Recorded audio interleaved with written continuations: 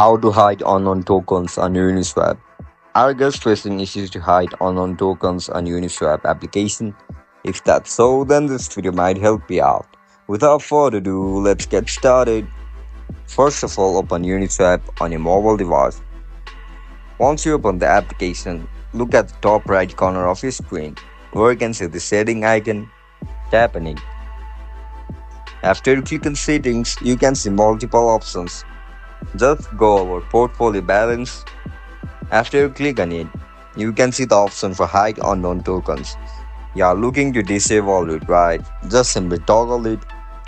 Once you toggle it, your unknown tokens will be hidden from Uniswap application. And that's it guys, that's how you're gonna hide unknown tokens. If you guys found this video helpful, don't forget to like, share and subscribe to our channel. If you guys have any issues regarding Uniswap, make sure to comment down below so that I can help you out. I'll catch you up in the next one. Bye bye.